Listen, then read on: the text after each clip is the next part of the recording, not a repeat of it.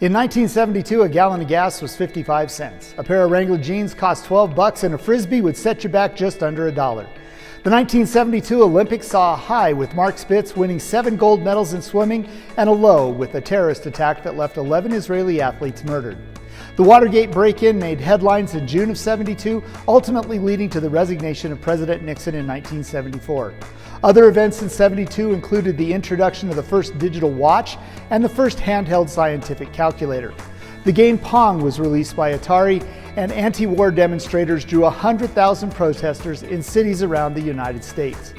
Title IX becomes the law of the land, giving women access to opportunities they never enjoyed before. And right here at Philmont Scout Ranch, 2 young women, taking very different paths, became the first 2 women rangers at Philmont. Learn more about these pioneering women and their personal experiences in this edition of Artifact of the Week.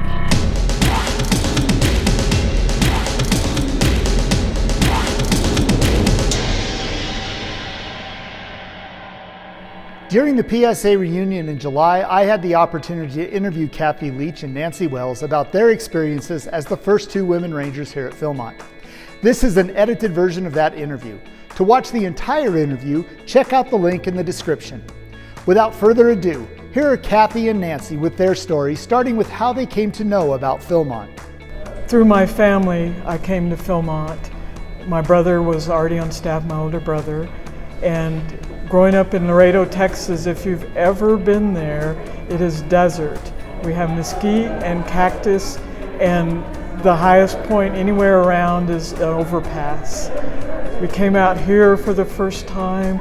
There were green trees. It was so lush. There was running water. There's no running water in Laredo. The whole land is so captivating. Our family kept coming back and back. My first job out here was at Cimarroncita Girls Camp for 2 years. I came with my family a couple times. My dad came down for trainings, and so I was in the little kids program, and then I was in the older girls program. And my older brother Rusty came down, and he was, he came down for junior leader training the year of the flood, so he didn't get to take it. And he went to Outward Bound School in 1966. 1967 he graduated. He came down as a ranger. 1968 I went to Outward Bound School, and in '69 they opened up exploring to girls in Denver. I thought it was all over the United States, but apparently it wasn't. And so they hired Rusty at 17, so why wouldn't they hire me at 17? While both women got their first exposures through their families, their journey to becoming rangers were very different. I joined Explorers at midnight on January 1st, 1969. At the stroke of, it is now 1969, you can join Explorers. I joined and immediately requested a application, and within a month, had my rejection letter, my first. But I had been to Outward Bound School, so I knew if Rusty was qualified, I was qualified. I had been backpacked as a kid and stuff. And so Joe Davis said, Philmont isn't ready for women. I was like, okay, you got a year. Went to college, and 1970, or probably December of '69, sent in my second letter of application and got my second rejection letter back. Very nice letter from Joe Davis saying, thank you for applying, Philmont isn't ready for girls. 1971, I applied again, got my third rejection letter. And I'm thinking, okay, you guys have had a few years to get Philmont ready. I'm coming. And in 1972, or probably end of '71, I applied for the 4th time. Got a letter from Joe Davis saying, you're a nice gal. and I appreciate your continued pursuit of this, but Philmont isn't ready for girls yet. I never dreamed of working at Philmont. I really never did. I enjoyed my brother's stories. I had 2 brothers by that time working at Philmont. out of the blue, I had already graduated from college. I was trying to make my way in the world, trying desperately to own a car, but I couldn't afford it, so I had 2 jobs trying to save money. At that point, the phone call from Philmont came, and gosh, 2 jobs or going to Philmont, it wasn't much of a choice. It took me all of probably a day to decide. They called my dad, and I have no idea if I was the 2nd woman on the list or the 50th woman on the list. I just know they called the camp director, Mr. Davis, called my dad, because that's the number on file they had for my brothers. I was actually up in Austin working, and my dad called me, and we talked it over, and I told him, you know, my grand plans to make $1 million working 2 jobs. And he said, yeah, why don't you go to Philmont? So that's what I did. And then I got another letter from, I don't remember his name, but somebody has my letter, my rejection letter, and he said kind of the same thing, you know, we're not ready for girls, but thank you for applying. And then I got the phone call from Joe Davis. They had our parents' phone number. My parents in Denver got the call. They gave Joe my phone number. Joe called me, and I did not discuss it with my parents. I just said, yeah, I'm coming. While Philmont may have thought they were ready for Nancy and Kathy, their initial experiences say otherwise. Well, we didn't know what to expect. In retrospect, I think Mr. Davis had good intentions. He did not really share his plans with the summer staff, and they were caught at a loss on how to adjust, how to plan. So essentially, there was no planning. They put us in the same progression that a ranger goes through, you know, ranger training, and then we left ranger training, and they faced the realization that we had to get crews, and they got cold feet. With training behind them, the staff was still not prepared for how to integrate these 2 qualified women into what until now had been an all-male environment. There was this big debate. Should we ask a crew if they want a women ranger? Should we give the women ranger another job maybe that doesn't involve taking out an all-male crew? They didn't even know what to call us. There was some debate, well, let's call them rangerettes. And I wanted to say, well, do we get pom-poms? Oh my gosh, and finally there was a sector director that was very articulate and very to the point. And he said, if we don't want somebody that qualified, why would we go look for somebody less and invite all those issues? And he said they will be treated just like the regular ranger staff. A bus pulls up, a crew comes out, they're assigned a ranger, and if Nancy's time is up or my time is up for that crew, then that's who they get. And they will be called rangers, thank God. Despite one person stepping up to the plate and making a sound decision, the lack of preparation by Philmont was much more than what to call these new members of the Ranger Department or how they would be utilized. It was a struggle, and it reflected into our housing, it reflected into our orientation. I never met the full Ranger leadership. I never did. I would walk into the Ranger office and see strange faces, and I had no clue. I didn't know how I didn't know what to ask. I didn't know what I was supposed to know. And so to me, it was very isolating. I didn't feel we were housed as far away as they could find from Ranger City. There was not much structure. We didn't have Ranger meetings. I never saw my training ranger again. I never got evaluated for the 2 years I was at Philmont. You never got evaluated? No. Oh, wow. So I was adrift, essentially, on my own. Stand up and be counted or go away. And we're not going to help you. We'll recognize you. That was the feeling. I'm sure there were guys that respected what Nancy and I did. But if you just look at the feeling that comes through, it was you're on your own. They said they were ready for us, but they weren't. We started out in PTC in a tent. We went out for ranger training, and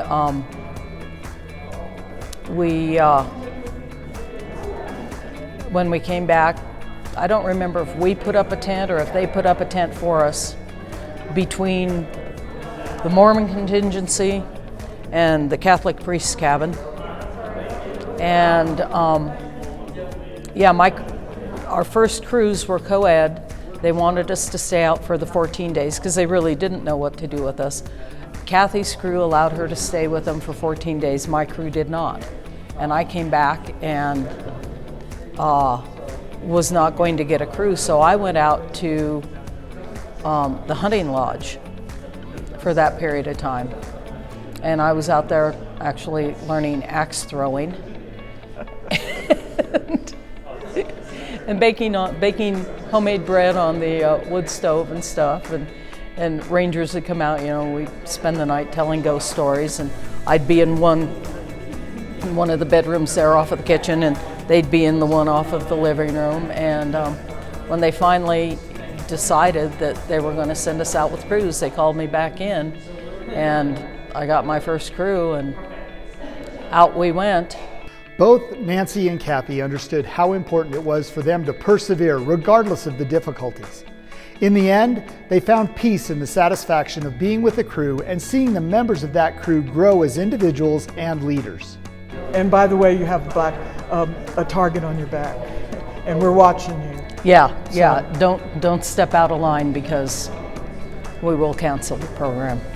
It was challenging, and you felt like you were under a microscope all the time. But the other hand was it was wonderful to be part of the Philmont program. I love the crews. I had heard all my life through my brothers about the patrol system.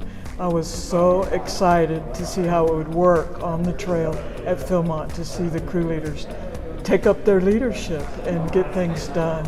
And if I had any skill that I really, really wanted to learn so I could help the crews, it would be leadership. It wouldn't be campcraft.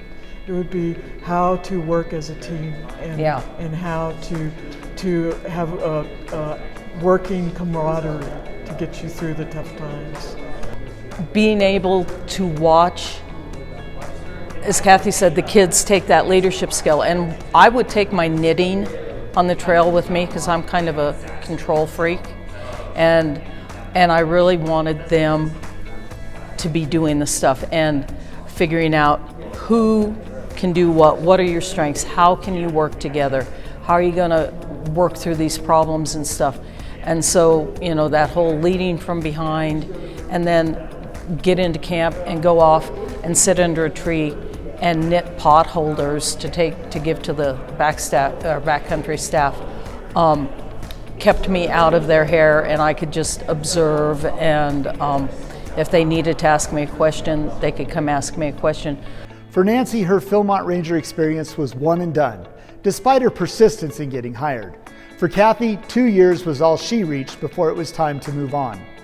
It's hard to say. I guess relief that I got through it, and I had a few more friends. They were hard earned, but I felt like I had a support system that I was willing to come back. I'm surprised, really, because it is kind of tough to be on the front line like that. The crews make Philmont for me. The crews. If I had been invited to work in the ranger office the next year, I would have said no, because there were no crews to interact with. Yeah. That is the magic of Philmont to me. Well, I was going to work for 4 years, but the University of Montana, my degree is in wildlife biology, the aquatics option. I had to go and take a summer semester at the biological station. And it was either the summer I was at Philmont or it was the next summer. I got hired at Philmont, so it was the next summer. Looking back 50 years later, both Nancy and Kathy have sound advice for young ladies everywhere, regardless of whether time at Philmont is in their future. If I have the opportunity, I tell them, if you want to do it, go do it. You know, go backpack. Or if you want to be at the sea base, apply, go do it. You know, develop the skills. And where I live, most of the girls, you know, do their own hunting and packing out of their elk and stuff. And we don't really have a scouting program there right now. But I encourage girls, however, you know, get involved. If they're interested in Philmont, man, I'd send them in a heartbeat. I mean, this was everything to me. This was my dream. It's a great place of growth, of personal growth, Yeah. of personal discovery. And the beautiful scenery is a bonus. Yeah. But and it's a common experience. The struggles you have on the trail, I have on the trail. Some Yeah. places are harder for me. Some places that I fly up, you may struggle. So they're different in that respect. But we all share that. We all are trying to get to the finish line and bring the rest of the crew with us. So it's both a personal and a team experience, and it's so unique. I don't know any other place that combines all those components. It's you can't pass it up. I guess that's what I would tell them. Do whatever you can to come here and experience it. Don't forget, you can watch the entire interview uncut by following the link provided in the post description. There were 3 young ladies from Boston that came to the museum towards the end of the season, fresh off the trail from their 12-day trek.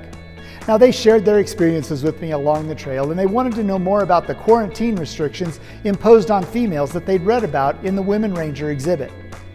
Following the 1973 summer season, the Philmont Ranch Committee reviewed the programs of Philmont with the goal of setting guidelines and goals for the 1974 camping season. The minutes of the Fall Ranch Committee meeting report that Director of Camping Joe Davis discussed several innovative programs, such as the Mountain Women Treks, 5-day treks made up of girls from the Philmont Training Center, and the Gateway Treks for Explorer Posts. But there's no mention of the 20 or so co-ed Explorer Posts that hiked Philmont that summer as part of an unusually low number of 10,000 participants, or the inaugural Kit Carson Women's Treks organized in just a few weeks by Kathy Leach.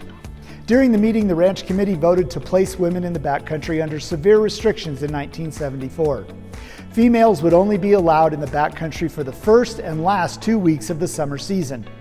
Also, the PTC Mountain Women's Treks would be limited to the fringe areas of the ranch where there was no all-male treks being conducted. They would have no program support, supplies, or resources. This blackout window was important to the Ranch Committee to preserve the integrity for the middle program. While the meaning of this phrase isn't very clear and no explanation was provided to the seasonal staff, it did impact the number of women rangers hired in 1974 and implied a desire to uphold the pure all-male atmosphere for most of the summer. Efforts were also impacted as Joe Davis stepped down as director of camping at the end of 1973. The man who hired the first 2 women rangers and brought the co-ed treks to the ranch was gone. In response to the Ranch Committee's actions, Kathy Leach started a letter writing campaign directed to the Ranch Committee. While some men on the committee supported the letter writing efforts, others were much less receptive. One letter pointed out that Philmont's response toward women staffers directly undermined the BSA's focus on the expansion of co-ed exploring. The letter also quoted an article from the January-February 1974 issue of Scouting Magazine, where Russ Turner, manager of the National BSA's Camping and Engineering Service Department, is quoted as saying, "Logically, it follows that when co-ed outdoor or high-adventure programs are developed, leadership should be filled by a qualified and trained staff of adults and young adults of either sex." The Ranch Committee held firm in its decision, and the quarantine period was a part of the summer of 1974. Females at Philmont, including the ranger staff, were not allowed on the trails from July 1st through August 10th. 50 years of thinking, and especially this past year getting ready for the reunion, and really past 2 years because I found all the 10 women that I had rangered with my second year, I couldn't remember hardly any of them. I didn't know, I wasn't in contact. I had found all 10 women of my Kit Carson crew. I didn't know how to get hold of any of them. So that's 20 people I found. Deep desire to reconnect. And what Philmont seems to me is just a great door to discovery.